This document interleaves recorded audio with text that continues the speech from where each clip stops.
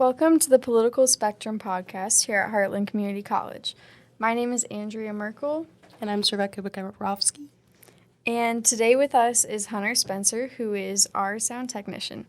Today we have two guests with us, the chair of the Libertarian Party in McLean County, Steve Cease, and the vice chair of the Libertarian Party in McLean County, Kevin Woodard. Thank you both for joining us for this podcast. Yeah, thanks for having us. Of We course. appreciate being included in these things. Yeah. Sometimes third parties are an afterthought, but I'm glad that you reached out. Yeah. I'm just going to demur to Steve a lot. He got us off on the right foot there, so we do appreciate it. I appreciated getting the letter, real mail. Yeah. That was a nice invitation. So if you guys just want to start by introducing yourselves a little bit further and what your role is as the Libertarian vice chair and chair. Sure. I'm Steve Cease. I'm the chair of the McLean County Libertarian Party. I have been involved with the Libertarian Party since 2016, but called myself a Libertarian before I was involved with organization within the party. I have held higher offices in the Libertarian Party. I've been the state chair of the Libertarian Party of Illinois for a term. I've held various positions on the state board, but I felt that what we were doing locally was a lot more important than what we were doing statewide as a growing political party, because a grassroots movement needs a strong local movement. So I took a step back from state leadership very recently. My term was up in the summer, and decided to run for chair here locally again. And chairing a local political party is exactly what you think it is. It's a lot of activism, it's a lot of candidate recruitment, it's a lot of outreach, and for us, sometimes that means trying to win races, sometimes that means other goals. And we can talk about some of that later on, but that's essentially my role as the chair of the Libertarian Party of McLean County. Awesome, thank you. All right, so I'm Kevin Woodard. I'm the vice chair. I served as chair of the local party while Steve was the state chair. Before that, he was chair. So he and I have been working together for about 4 years now, pretty close in the party. I was a Republican up until 2016. I could not support Donald Trump, and I was always kind of known the Libertarian Party was there. And they had two good candidates for president and vice president that year, and Gary Johnson, the former two-time governor of New Mexico, and Bill Weld, running as vice president, was a two-time governor of Massachusetts. And I thought that lended a lot of legitimacy to the party and made the change at that time. So I'm kind of what you call now a Gary Johnson libertarian. For many years, people were aware of Ron Paul, so a lot of people call themselves Ron Paul libertarian. So it's kind of a thing. It's kind of like how you came to the party. I help Steve by making sure we have a program for our meetings. I help him make sure we have speakers. We're a small group. I mean, he and I are just heavily involved in everything, along with our other board members and the other people that are regular attendees at our meetings. No, we definitely feel that same situation at the Poli-Sci Club here on Heartland. So if you guys are ready, let's get into some of these questions. Yeah, let's do it. Perfect. First one, if you were to describe the Libertarian Party in 3 words, what would they be? Kev, you want to take a crack at it first? Leave me alone. I think that's a good stereotype that the Libertarian Party gets a lot. Sort of a leave me alone. There's other 3-word slogans that the Libertarian Party is known for. Kev walked in with a taxation is theft baseball cap today. 3 words is hard. I guess leave me alone might be a good 3 words. If I had to just do it in a phrase, don't hurt people or their property. That's essentially, if every tenet of libertarianism can essentially be boiled down to those 2 things. And I think it helps make the libertarian platform more logically consistent than the platforms of the 2 old parties, and more based in an ideological argument than just these are the political swings of the day, and you can go back and forth depending on what the temperature is in the room. Right. Yeah. Security, stability. So one of the biggest questions I have for all politicians is what got you started in politics? I was always kind of interested in more so public policy than the actual politics of running for office.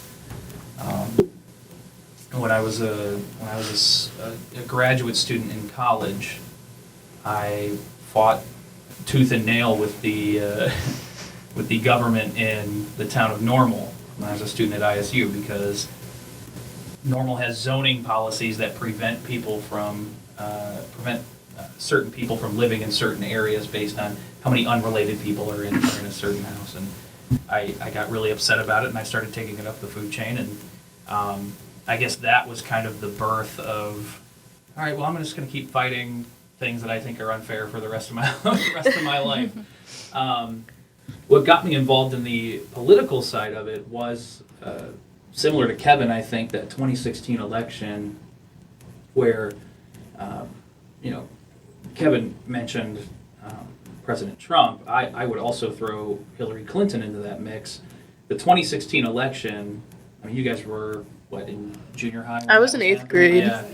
When that 2016 election, more so than any other election in my lifetime, was a moment where politics have always been negative, but that was a particularly hostile situation. Oh, yeah. For everybody involved, from both of the two old parties. So I saw that happening, and I wanted to be part of a solution. And I already knew that I had libertarian values, so that's what drove me to get involved on the political side of the Libertarian Party. Oh, Yeah. awesome. Thank you.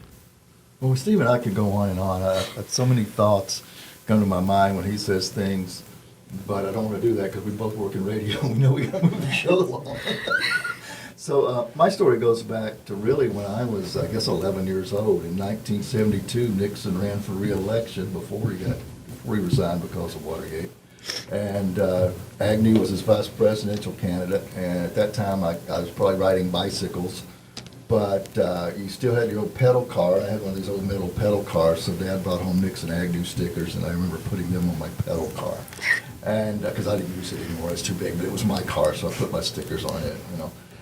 I think just all along, my dad he wasn't all into it. In fact, later in life, I got him more into it after I got more into it. But it was just always there, and he'd bring books home from work that maybe had political backgrounds and share them with me. And I just always took to it. It was interesting. I mean, like I said, as Watergate went on at a young age, I'm like, what's wrong with this? And I actually grew up at a point in time when we had the Kent State shootings and different things. And we had a thing you used to see all the time out there was just question authority was a thing. And I mean, I was growing up in a conservative neighborhood and everything, but I could see things that weren't right, and it's like, what is going on? So at a very young age, I got real interested in following what was going on in the world around me. Seeing problems and knowing someone needs to fix them. Yeah, I find it really interesting how both of you got interested in politics because of an election, because that's how I got interested in it too, was Yeah, the same. 2016 election. Yeah, It's like, I feel like everyone also just found out who they kind of like switched their parties because of that election too, which is really interesting. Yeah. That was a crazy time. Yeah. It was a crazy time to like finally realize what politics really was and like start paying attention, and then looking and seeing that, and you're like, oh. Yeah, I mean, Yeah, for you guys, that was right. probably, I mean, if I'm thinking back to the elections that I remember as a kid, like the one where I was in junior high was probably the first one where I really started to pay real attention to everything. Yeah. So, I remember it was such like a big conflict between Clinton and Trump, and we had an election at our junior high on it, and it was divided even in junior high. I'm sure. It's crazy. Yeah. I went to, Pontiac, and 12,000 population town, majority white, and then just like seeing the difference, seeing the division just within my school, and then, looking on the news and seeing the division also in the country. It was crazy. I It was will say absolutely you guys crazy. grew up in a time when it was really bad. We might That is remember true. ours. I mean, the first one I remember caring too much about, I guess, was when Jimmy Carter defeated Ford after all the Watergate shenanigans was over. But it was nothing like what, that Trump-Clinton election was. Yeah. That was something that made all of us just go, what? I know. It was Yeah. crazy. So, if you could change one thing about the Democratic Party and or the Republican Party, what would it be and why? Kev, I'll let you go first here. Yeah, okay, I'm fine with that, and I'll get out some of our messages too. There's so much we'd like to say. I think what we talk about a lot is kind of stop the duopoly. We've got a situation in the country where we've got two parties, and we've got two parties that aren't really that much different when you look at them, because they both are based on power, and it's trying to play good versus evil off of each other. And it's just if one party does one, the other one's against it, and then they flip-flop. If you go back and look at your history, they're flip-flopping sides all the time. They're doing it right now, both nationally and locally. So I'm a pragmatic. I'd rather see people come to the table and try to work things out. And so I would like to see both parties, get away from the demonizing of each other, and let's get back to statesmanship and sitting down at the table and working out problems. Kevin mentioned the political duopoly, and I'm not sure how far along you guys are in your political science journey at Heartland, but Republicans and Democrats together create laws to prevent competition in the political marketplace. They create laws to keep other candidates and other parties off the ballot. Illinois is one of the states that has some of the worst ballot access laws in the country, as far as allowing both minor party and independent candidates and referenda to appear on a ballot. You have to get a boatload of signatures, way more than Republicans and Democrats do, to even have a chance at running. And the time frame in Illinois happens so much later than it does for the old parties, that there's a lot of time where you could be campaigning, but you're not sure if you're even going to be on the ballot yet. So I guess working together, the Republicans and Democrats, to create a situation where they don't have competition is probably the biggest thing I'd like to change. But I'd also like to see both parties be more ideologically consistent. We hear a lot from Democrats about liberal policies, and if you take the word liberal by its literal meaning, it would be fairly close to what a libertarian would believe.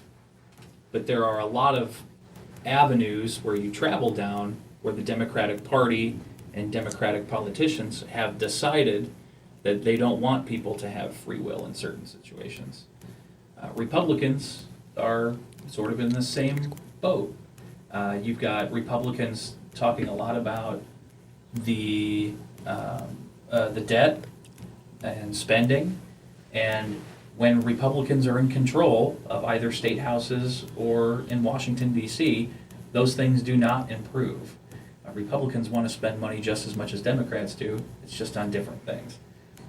So holding true to their messages and being more ideologically consistent would be things that I would like to see the old parties work on as well.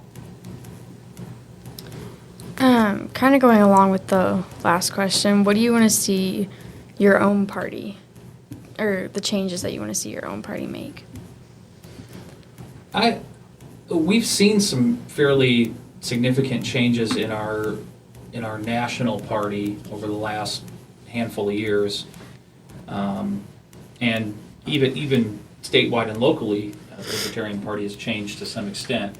I think the recruiting strategy for the Libertarian Party needs to change. The National Libertarian Party has adopted a recruiting strategy of courting former Republicans and former Democrats.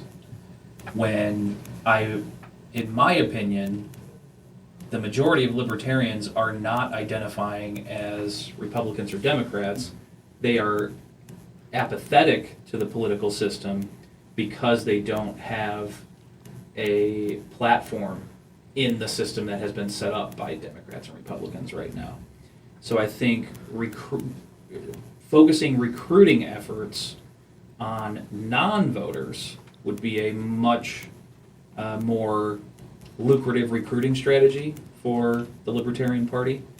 And unfortunately, I don't see our party focusing in that direction right now. I totally agree, and I think just in general, I think in our generation, younger voters, we are really tired of the two-party system, and we have quite honestly had enough, and so I think we are more open to third-party options and independent options, and so, I don't know, from my teeny bopper perspective, I think we are who you guys want. Like, I'm not gonna, because I'm fed up. I don't know about y'all. I'm fed up. I am, yeah. Well, that's one reason I was glad to get your letter, because we do appreciate the opportunity to come and talk with you. And we are very interested in any future opportunities to work with you here on campus. And I've got some other things I'll run by you here when we're through recording and see what we can do to help you guys out and make this a two-way street. One thing I want to talk about just a little bit to kind of answer these questions. It's so deep in here that will help you with our understanding. Steve has mentioned that he'd like to see the Democrat and Republican parties stick with their philosophies. I'm not sure we even know what their philosophies are. I'm not sure they even know what their philosophies are. I'm not sure they ever knew. But libertarianism is different in that it's based on a philosophy. Libertarian is a philosophy. And we use the term in the party, the small L and the large L. So when we say small L, we mean you're libertarian because that's your philosophy. One of the things we face is getting people that are libertarians in philosophy to understand that there's a difference between a philosophy club and a political party. A philosophy club advocates, tries to make change. A party tries to win elections. So when we talk about the party, we're talking about big L.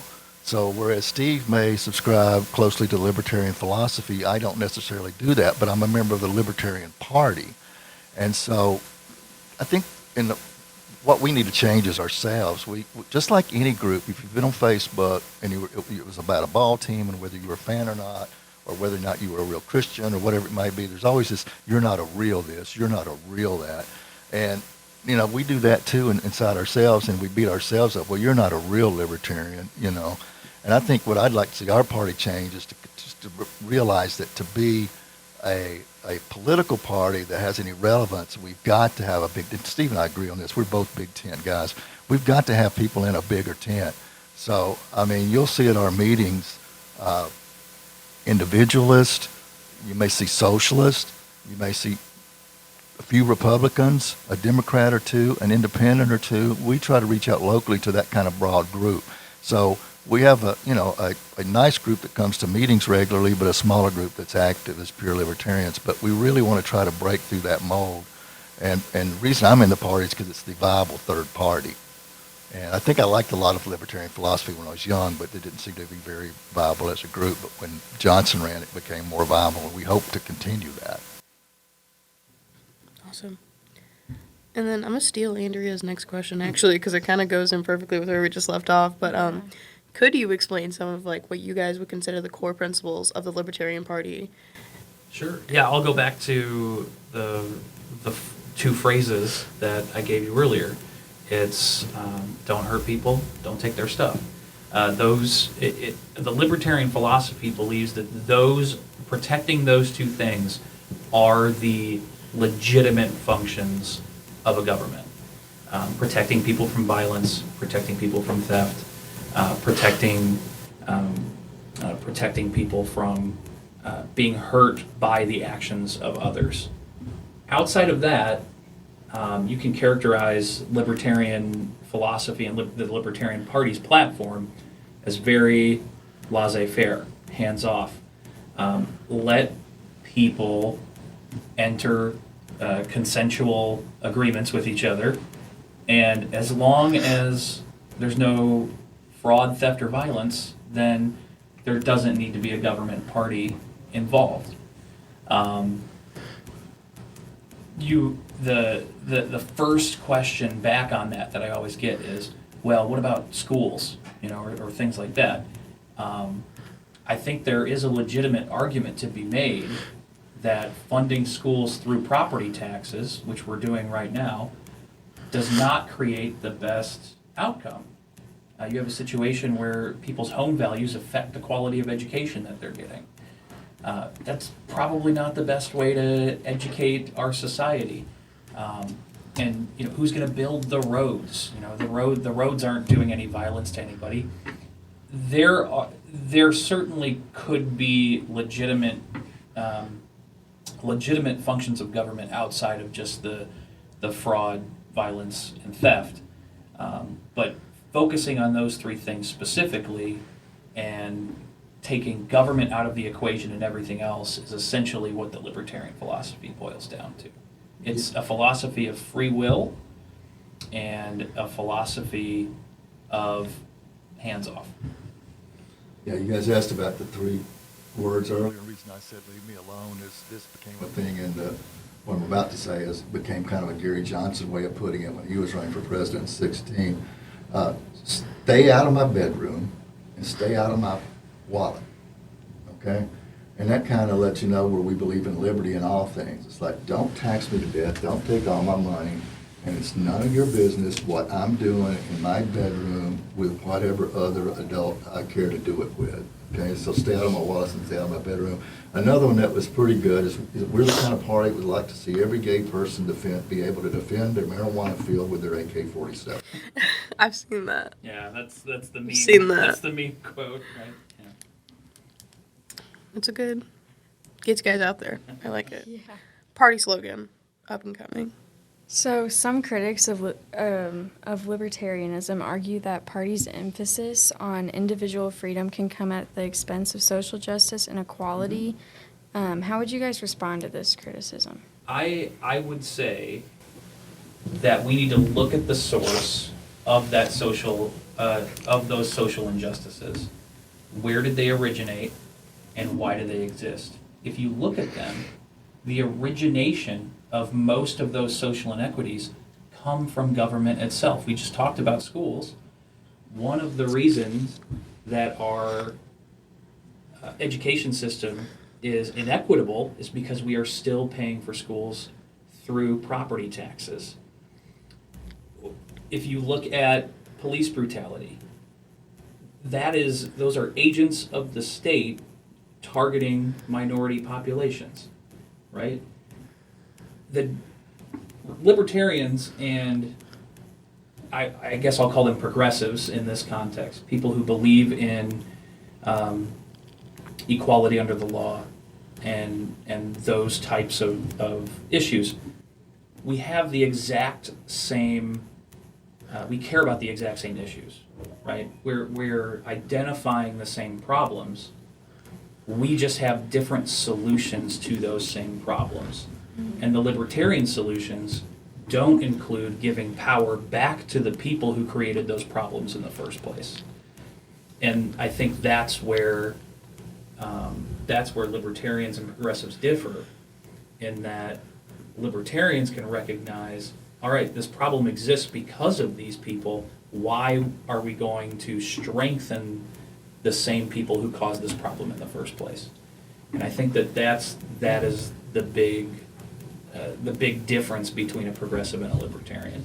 We're identifying a lot of the same issues.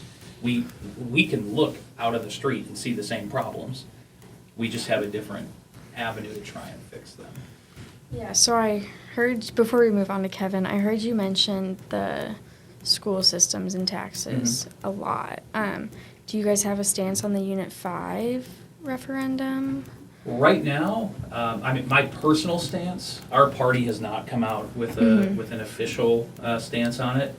I will tell you that I am more inclined to vote yes than I was during the fall election. Yeah. When the district was seemingly hiding information from people, told us it was really important, but wouldn't tell us why or what cuts were going to happen.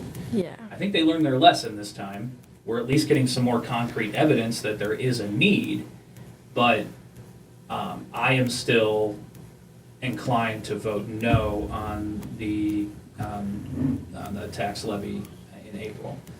I think that the there are a couple things going on. I do think that there are ways for Unit 5 to cut the budget without affecting major programs.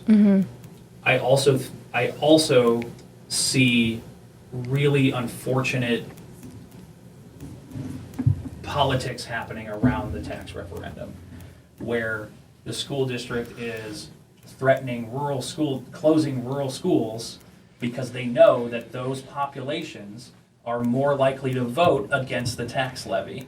So they're trying to levy, not to use levy two different ways in the same sentence, they're trying to leverage that into getting more of the rural population to vote yes on the tax levy. And that, in my opinion, is purely a political move from the school district. It's not something that they chose to do out of necessity. It's something that they chose to do out of politics, in my opinion.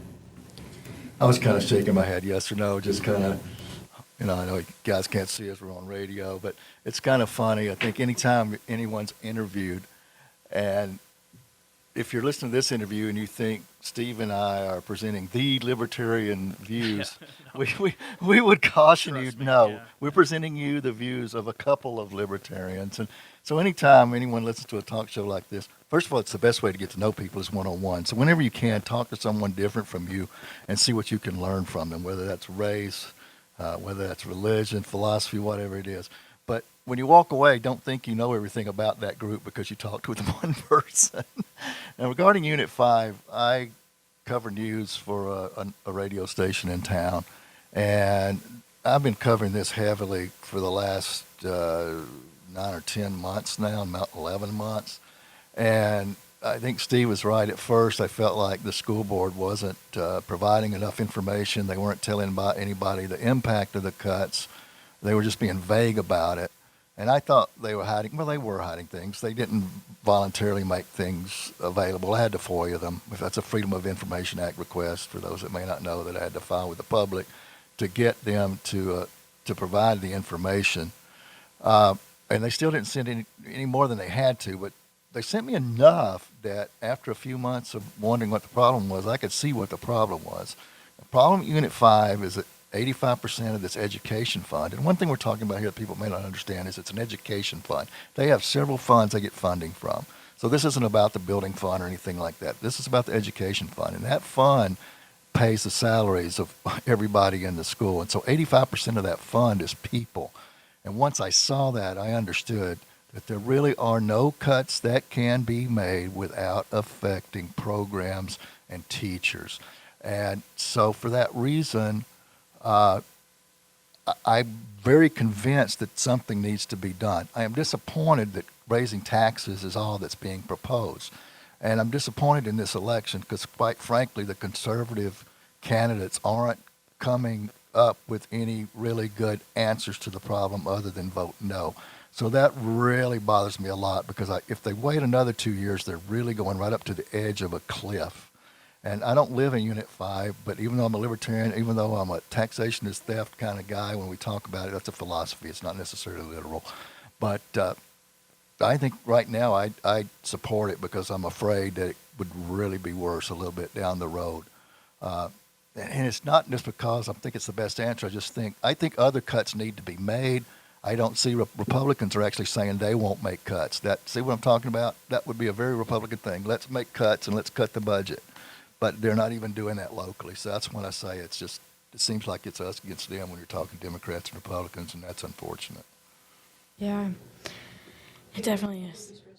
Question there. I'm sorry. Stress Kevin out. No, I just laugh because Steve and I disagree, and we disagree on a number of things. But we've Yeah. also been roommates, so I mean, we Oh, definitely. I think that's something that we found out when we started this club was we definitely don't agree on everything, but it's honestly kind of fun. I Yeah. think to work with people that you don't totally agree on. Oh, definitely. You don't- It's a lot less boring than being around people who you always agree with. Yeah, there's Yeah. no boring in this club I ever. bet. Never boring.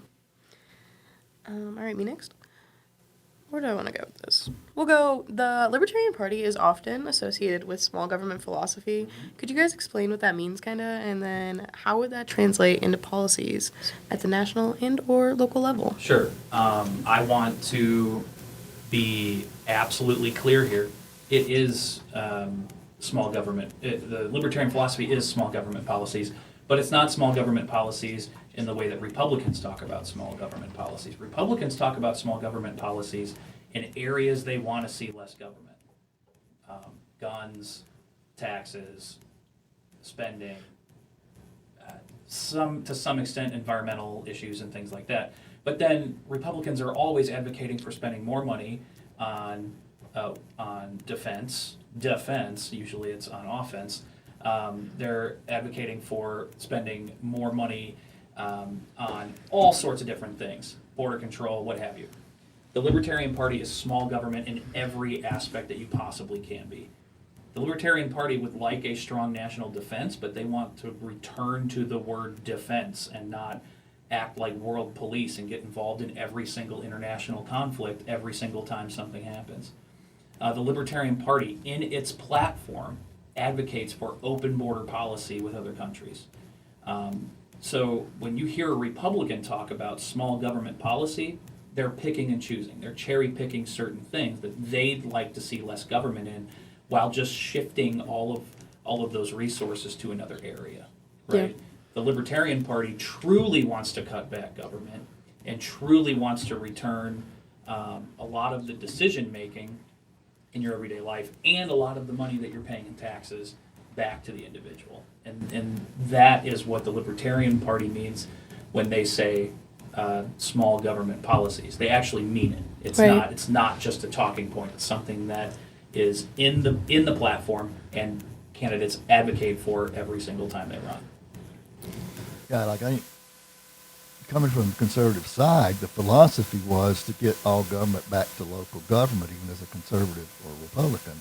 So I haven't lost that. I'm having trouble today, guys. Sorry. But a lot of libertarians would say just cut the federal government in half. And you know, I'm a pragmatic. I don't think you can do something that drastic. But I would like to see it ideally maybe in half if the states and the locals picked up what they wanted to keep. I'd like to see government move back down to the local level. We've got to quit looking to any presidential candidate as a king that's going to save us.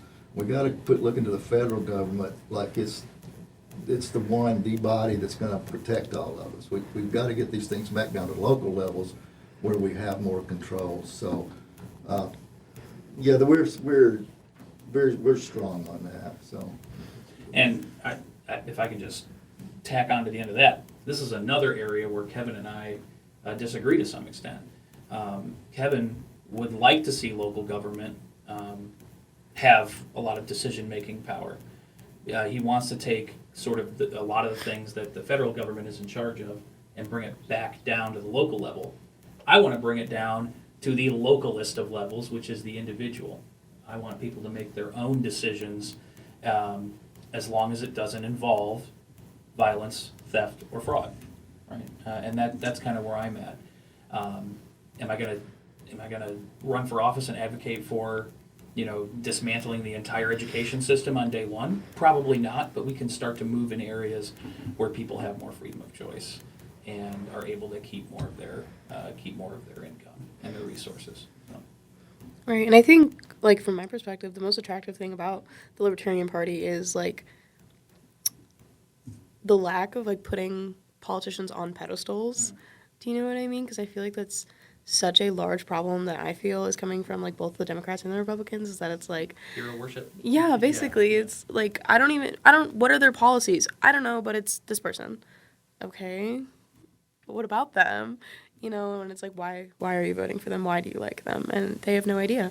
And it's just constant idolization or, bringing up, they've done all of this problematic stuff. Sure. And, oh, well. And, that's a characteristic of human behavior. I don't want to sit here and pretend that the Libertarian Party is without its cult heroes. We've got our own folks that we like to prop up and get behind. But part of the reason we have a two-party system, it's not just because laws were made by both parties to protect their power. It's also because we have a situation where we are invested in a lot of that hero worship with our candidates and with the candidates of certain parties. And it's tribalism. it goes beyond logical thinking. It's not, well, I like these policies, so I'm going to be part of this party. It's, I've always been part of this party, so I'm going to get behind whoever they nominate, right? Or my parents were a part of this party, so I'm going to get behind whoever that party nominates. And we're seeing that type of tribalism dominate politics, particularly in the United States. And there are a lot of reasons why, not the least of which is the way our electoral system has been created. But in the United States, we have that tribalism in political parties much more than we do, than other countries do overseas, because they run on different systems that are more equitable to minority viewpoints.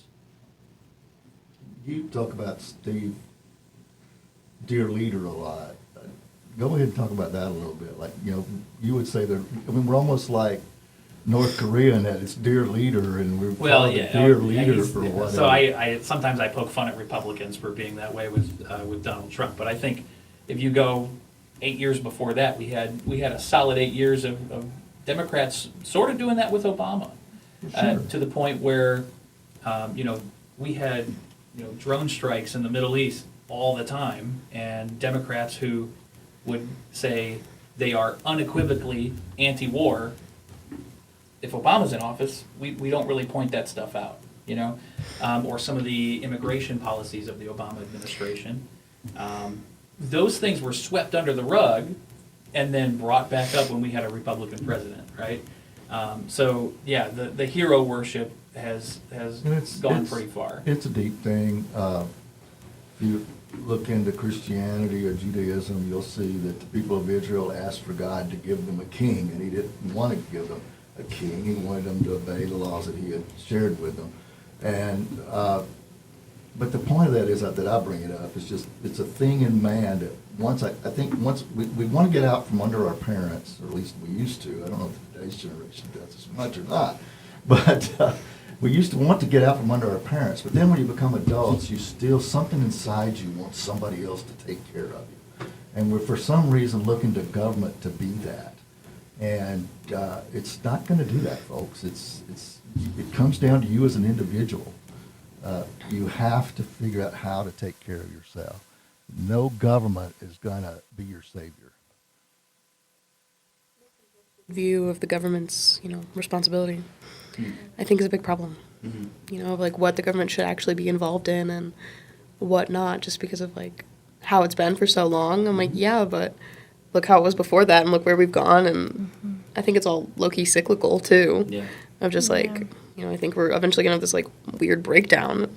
I don't It's know. interesting that you are already seeing as a young person that it's cyclical. It took me a few more years to realize that. I guess I might not have been paying attention as a young person as much, but even in my lifetime, I've seen that pendulum swing back and forth, and it usually evens it out. I think we're in the midst of a pendulum swing right now. Yeah.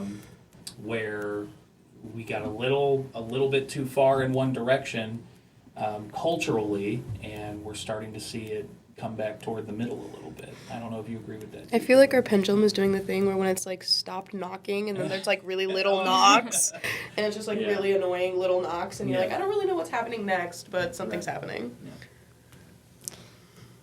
Yeah. So some people view the Libertarian Party as a fringe or extreme political movement. How would you respond to this perception, and how would you make a case for why the party's ideas are relevant and important for today's landscape? Honestly, I think that those two things are not diametrically opposed. I think the Libertarian Party and movement right now is fringe. I don't think you can argue against that, based on how much political power the party holds in the United States. I mean, the party has one sitting legislator in all 50 states, right, in Wyoming. That said, it is still, libertarian philosophy and policy is still relevant. And you can see this time and time again, because when libertarians have good ideas, one of the old two parties is going to steal it as soon as they realize that the majority of the voting population is on board with it. You can the Libertarian Party, since its creation in 1971, has been for legalized gay marriage. It took the Democratic Party 30 more years to get behind it. Has been for legalizing cannabis. It has taken the Democratic Party 40 years to get behind that, right?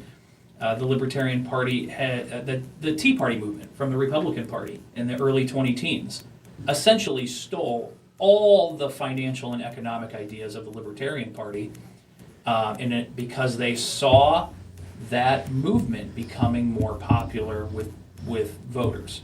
So the relevance of the Libertarians is not within the Libertarian Party itself, because it's impossible for them to succeed the way our electoral system has been set up by Republicans and Democrats. The relevance of the Libertarians has been with the change we've seen in policy positions from both Democrats and Republicans.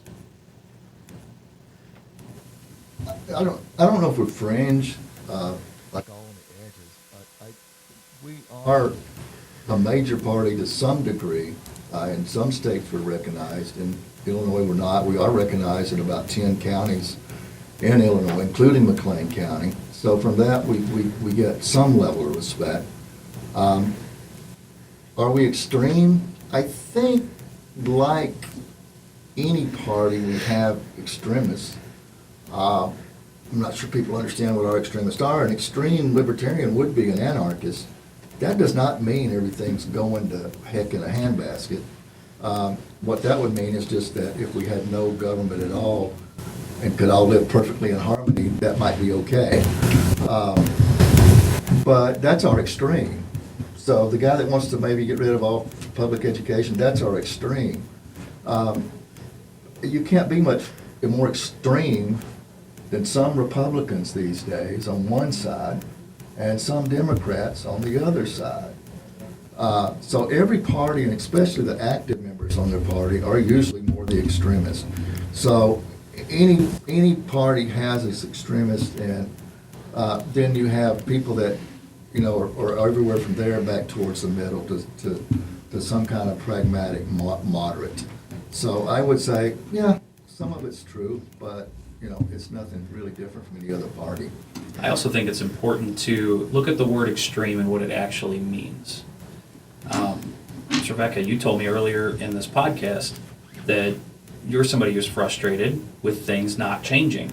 Yeah. Usually it takes somebody with an extreme opinion or outlook to change the status quo, right?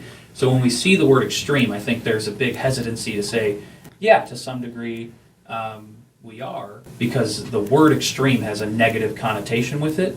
But if you don't have anyone with extreme ideas, nothing's ever going to change, right? So whereas some people might see extreme, other people might see opportunity, they might see vision, they might see a chance for things to actually change. Right, and I do agree that, like, if everybody kind of has just, like, mid-level views on everything, then nobody does anything, and it takes some people who really want to spearhead something to get something going, and if you want to call me extreme, I'm over it. I don't care. My final question is going to be, so we've talked a lot about the Libertarian Party's image, in America, locally. Like, what do you guys think can be done to improve your image? And I guess, like, what would you like to improve about your image? Kev, go ahead. Well, yeah, I think coming to my mind quicker, but you can sum it up better maybe. But I think that's just why it's important that we run national candidates that are quality candidates. And we have this debate in the party all the time. Should we use people that have been involved in other parties? And lots of times we do, because these people have name recognitions and they are a face or a talking head that can go on TV and show that we're not, quote, extreme or radical or whatever, that we're real people too. If we have good people in-house that can articulate the message, that'd be fine. But I think it's really important that we put out good presidential candidates, because like you guys have mentioned, like I told, a lot of people come into the parties through presidential races. Yeah. This is interesting. This is an interesting question, because it implies that everyone knows what the image of the Libertarian Party is right now.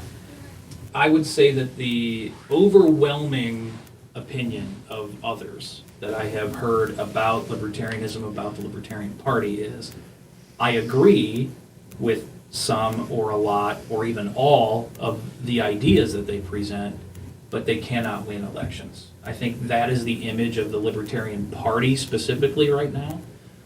The only way to change that image is to change our electoral system in the United States. We have to get away from elections that are rigged in favor of both Democrats and Republicans. When I say rigged, I'm not talking about stealing votes or whatever nonsense conspiracy Fake news that's going on with the QAnon folks right now. When I say rigged, I mean not allowing other candidates on the ballot by putting qualifications on there that are impossible to achieve. When I say rigged, I mean having a system that doesn't allow ranked choice voting, where somebody might be likely to vote for a third party or independent candidate and feel better about it because they know if their candidate doesn't win, their second choice will get that vote at the end of the day after they go through the first round of voting. It means adopting another representative system. A lot of other countries have a proportional representative system where if 5% of the population in an election votes Libertarian, 5% of that country's Congress is going to be made up of Libertarians after that. It's not just you vote for this person and the person with the most votes gets to go to Washington, D.C. It's more representative of the population. And right now, our political institutions are not representative of the population. And the reason they're not is because Republicans and Democrats have made the laws that pick and choose how people get elected in this country. Yeah, and I think it's kind of like what Kevin was talking about, like big L versus like little L, is that I would love to see more of the image showing through like little L, but then like the big L problems just kind of like come and dampen on the image, which is frustrating because it's nothing that you guys can change immediately, it's just the way it's all set up. Right. The Libertarian Party is people our age, and even like my parents don't really know what the Libertarian Party is, Sure. and they're afraid to find out because there's I just think this, it's just like so out of scope for them, you know what I Yeah. mean? Like the two-party system is so ingrained that it's like, why even look? and they just think, well, I'm a Democrat, I have to vote Democratic for this election. Well, and part of it goes back to that tribalism, right? We treat politics like it's sports. We're rooting for our team. We can't root for another team. That's so We can't- weird. We can't wear their hat. We can't wear their jersey, right? And as long as we keep treating politics like it's a spectator sport in the United States, and I mean from the team. I mean, if you really analyze how The merch, elections take it's- place, merch. What happens on election day? We've got day long. It's the Super Bowl. We've got a pregame show. We've got the game, and then we've got a day's worth of postgame show. Right? It's the Super Bowl of politics. As long as we keep treating politics like it's a spectator sport and not an honest exchange of ideas in solution of societal problems, then we're going to keep finding ourselves repeating the same thing over and over again. Yeah. So the final question, which definitely relates to Rebecca and I because we're both interested in politics in the future, but what message would you like to convey to the Heartland Community College students who are considering getting involved in politics? And how do you think the Libertarian Party can appeal to young people and build a base of support on college campuses? I think this question goes, those two questions together go hand in hand. I would encourage anyone who is looking to get into politics or in any area of public policy, even if it's not running for office, if it's something behind the scenes, I highly encourage people to be true to who they are, to know that it's okay to have ideas that are outside the mainstream, and to challenge ideas that are just accepted without an argument. Somebody says, well, that's just the way it's always been. Challenge those ideas. I think that the Libertarian Party is palpable for young people because it does rely on a lot of those things already. Where there may be a little bit of a lack, we talked about the brand and image of the Libertarian Party because it loses so often. I think, there's some damage done by that, but the biggest thing that the Libertarian Party has going for it is that it does challenge the status quo. It does talk about different ideas. It does encourage an open discussion of different ideas, as opposed to what I feel like both Republicans and Democrats are doing right now is shutting people down the minute you don't agree with them. Yeah. There's no argument to be had. Whereas libertarians want to hear those arguments and try to put in libertarian philosophy where they see that they can agree with people, even if they don't agree with every single issue 100%. We need to be less segmented. We need to come together on certain issues. And this, we're kind of going full circle here, because Kevin talked about this at the beginning of the podcast. But I think continuing that attitude is going to help attract young people. And the other thing that I would say to young folks looking to get involved is just to don't be discouraged when you suffer your first setback. I've ran for office 3 times. I've lost terribly every single time, and that's fine. What I was able to do was to show the Bloomington, Normal, McLean County community that there are libertarians running locally that are on your ballot. Get used to seeing them. They're not crazy conspiracy theorists. They have good ideas that could help our community, and they're here to stay. You're going to keep seeing libertarians on the ballot. There was a question on here, when can we see a libertarian in a federal seat? We did have one, but it was Justin Amash who flipped parties in the middle of his term. He wasn't elected as a libertarian. But that day isn't going to come in 2024. It's not going to come in 2026. It probably won't be around in 2028. Big cultural shifts are gradual, and you have to be patient with them. And recognizing that a setback is bad, but also has exterior benefits is important for young people who get involved in politics, because that moment of loss does sting. But if you can take a step back and realize the other good outcomes that came from it outside of losing an election, then you can see that it is actually worth your while. Yeah. So I think you guys are the future, and it's said so much, but it's so true. And I think your generation is more open to looking at other ideas, and we would welcome that. We would be really happy to work with you here and with your group. And I want to talk with you a little bit more when we're off the air, hopefully if we've got a few minutes. But anyone that's listening, anybody on the Heartland campus that's interested with being a libertarian, we meet on the 4th Wednesday of the month at 7 o'clock at Crawford's Corner Pub on the lower level.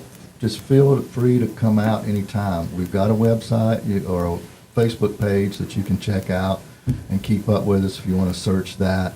You can find me or Steve, contact us, or just friend us on Facebook or whatever and let us know you're interested. We'd love to get you involved.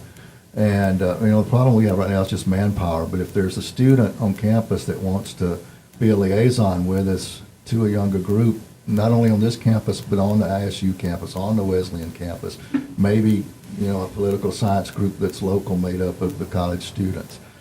We'd love to be able to work with you on something like that. So anyone that's out there that wants to get involved, we can get you involved quickly because we're small and we can get you plugged in. Awesome. Thank you, gentlemen, so much for taking the time to come and talk to us today. We sincerely appreciate it, and we would love to speak with you again and do more in the future for sure. Yeah. It was great to have you guys. Thank you for having us. Thank you. Thank you.